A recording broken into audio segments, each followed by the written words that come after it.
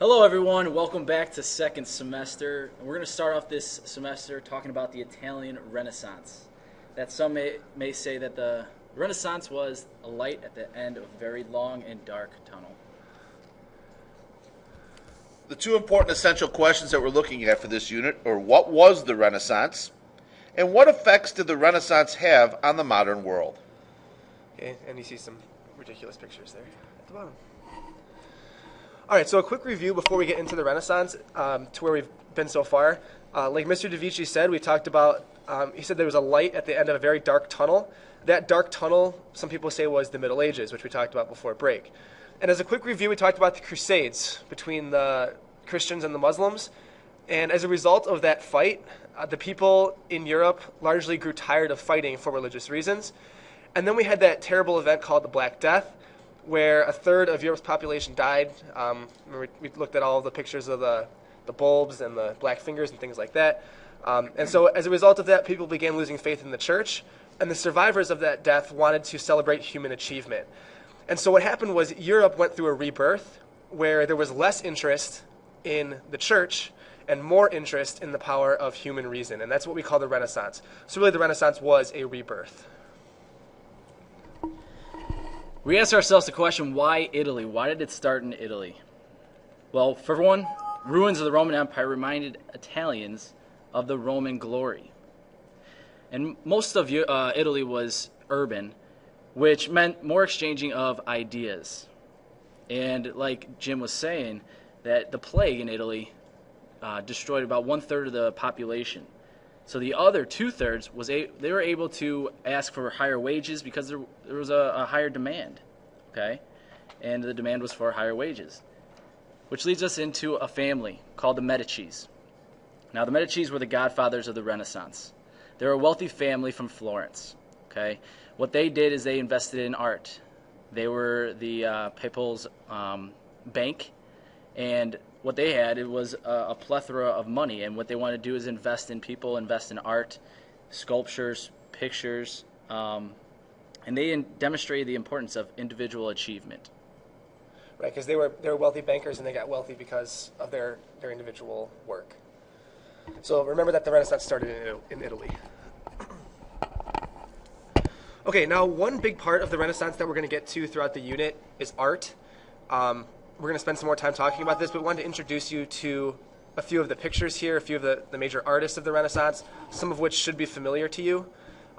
People like Leonardo da Vinci, Raphael, created works like Michelangelo's David, here at the bottom, and the Mona Lisa.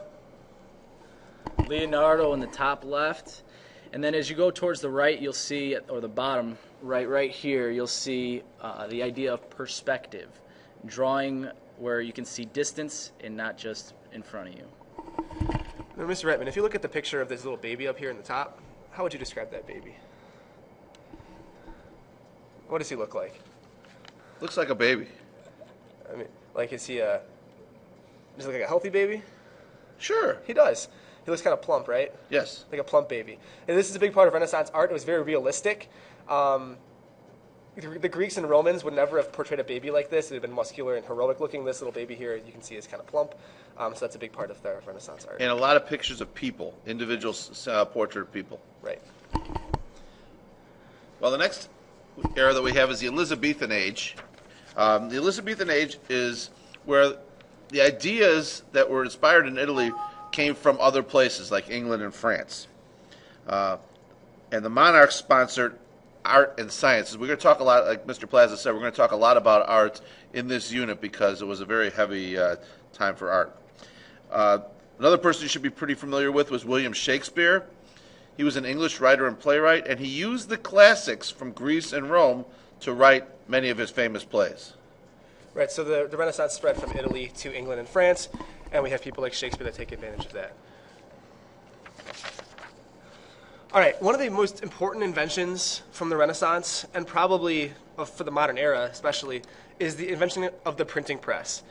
Now, the printing press had been around for a while, and in fact, the Chinese were the first to create the printing press, but they used something called wooden block printing. And if you think of it like a rubber stamp, where you have a block and it's carved out into a letter, and then you put ink on it and stamp it onto a page. Problem with that, though, is that once you use, like if you carved a whole page out of a block, you could only use it one time. So what Gutenberg decided to do, this guy right here, Johannes Gutenberg, in 1450, he became the first European to use something called movable type. Okay, and what he did is instead of having them carve out a whole page of a book, they would simply carve out individual letters, arrange them on the printing press here, arrange a whole page, make a lot of copies of them, and then make different pages from those things. So it made copies a lot quicker than what was ever done in the past. And so the effects of this, it spread Renaissance ideas throughout Europe. It helped spread Christianity because one of the most published books at the time, actually the most published book at the time, was the Bible. And people no longer became scribes. Now, before the printing press, we had scribes who would simply sit there and copy things down. Like, they'd take a book and copy it page by page, and that was how a copy was made. After the printing press, there was no longer need for those scribes. Why do we care? First off, even with the printing press, we were able to spread information. People from other countries were able to be connected. Okay. Now, publishing new discoveries led to further discoveries. A dramatic increase in science. And one individual that you may know, have heard of, Galileo, he was very important during this time as well, towards the end of the Renaissance. Also, new legal proceedings made laws clear so people understood rights. This helped lead to revolutions, and it includes America as well. And then lastly, people questioned religious practices and monarchies. It created a secular society, which was the separation of church and state. Like what we see today in the United States. Okay, so the reason we talk about the Renaissance again is because it was a rebirth. It got Europe out of this time of the Middle Ages, and it led to a new age of progress and discoveries that affect our world today. Okay, everyone have a great day. Thanks so much for viewing our wonderful video. Signing off.